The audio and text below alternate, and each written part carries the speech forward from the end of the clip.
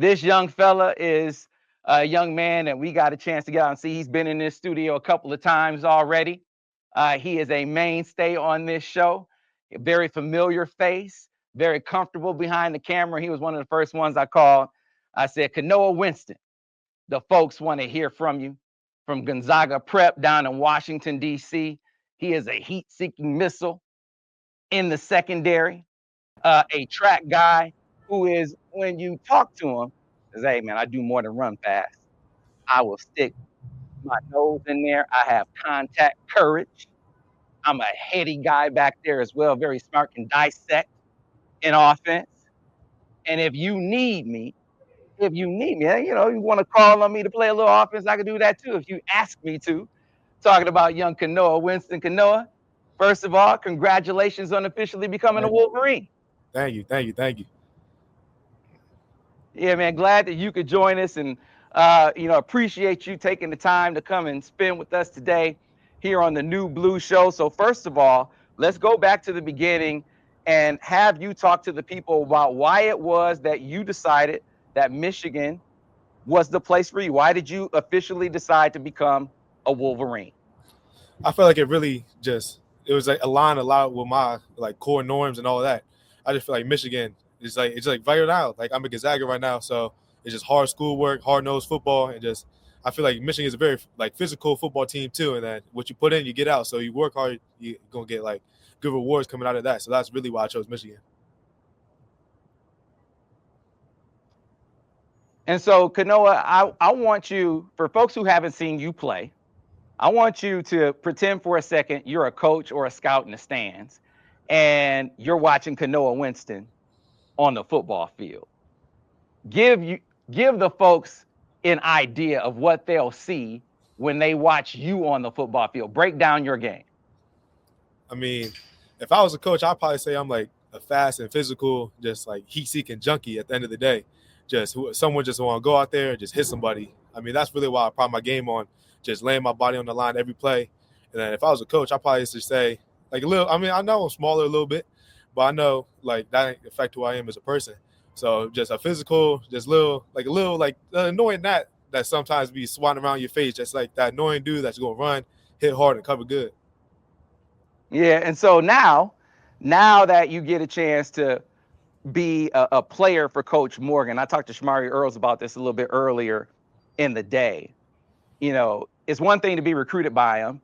I'm curious, now that you've gotten a chance to see him coach, give me an idea of what you have seen from that side of him, because you got a chance to learn about him and get to know him from a relationship standpoint, but you've gotten a chance to see his secondary grow over the course of the season.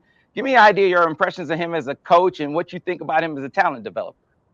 I feel like as a coach, he's really like how he is as a regular person. He not like I know like you think of college coaches, they're like all loud and like all rowdy, but Coach Morgan, he really like laid back.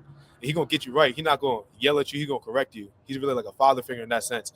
Like he's not gonna yell at you and say you're wrong, you're wrong, you're wrong. Like that's not him.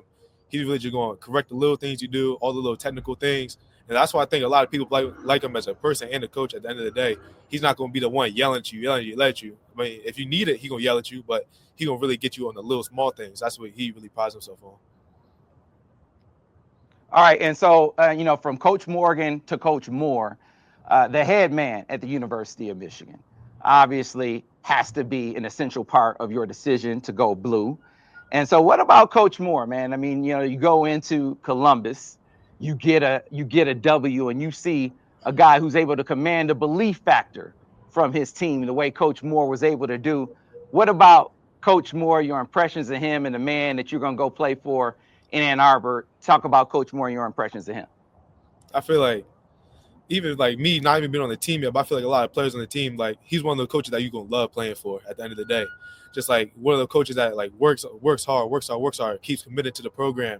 Is one of them coaches that like at the end of the day, you're just gonna love playing for him. Just his norms and what he values in the team, and then he's really just like a father to the whole team. Literally like Coach Morgan, just really like if you need like help or something, or like something not going good in your life, or you just need someone to talk to, I feel like Coach Moore is really gonna be that coach. One of the things that I liked about watching your recruitment and listening to you, Coach Moore, Coach Morgan, they recruited you vigorously at a time where a lot of people said that it it was futile. A lot of folks had you Kainoa, and we talked a lot during your recruitment. They said, "Hey man, he's going to Penn State. KJ goes to your cousin. KJ goes to Penn State.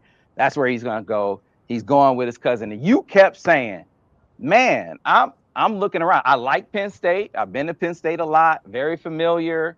My parents like it. The whole nine." You were very honest about that, but you were like, "I'm not guaranteed to go to Penn State, right? I'm looking around."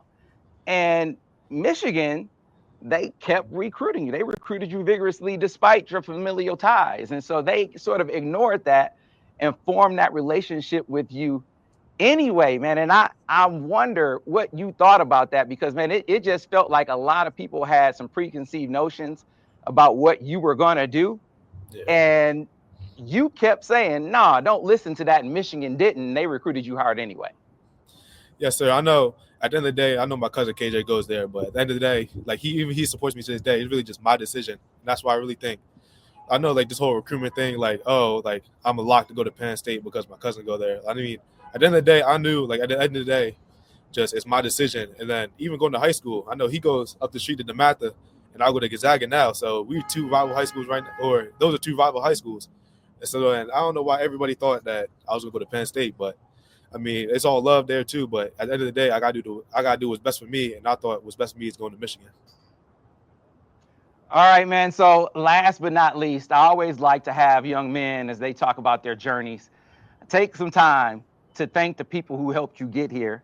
We spent some time with your dad when he came here in studio, taking you across the country, taking you to all these different places so you can explore the opportunities that you had at these different schools, man. So what about your parents? I know you brought your mom up. She had to take a look at Michigan too to figure out what it was all about.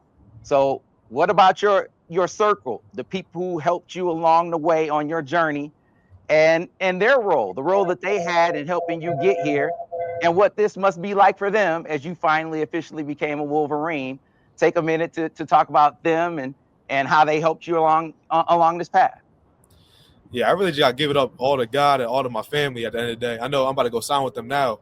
Just spending time with my family. I know my mom, my brother, my sister, my dad too. Like, all of them, they really just put in a lot in my life, and I just really thank them the whole my 17 years. I really thank them. I thank God for putting me in this position, be this grateful, and then impact those around me. But really, my mom just getting me right with my schoolwork, bringing me here and there. Same with my dad, getting me right with football, schoolwork, bringing me places. And my sister just really helped me grow up and mature through my life. And then my little brother, I mean, he's only like 6, 7 years old right now. Like, all he knows is he's been following me around. All he knows is my life. So I really just owe it up all to them. And then, of course, like, my other relatives, my cousins, my like grandparents, all that, my uncles, aunties, like, all of them. I really just owe it all to them. And that's, at the end of the day, I'm doing it for them.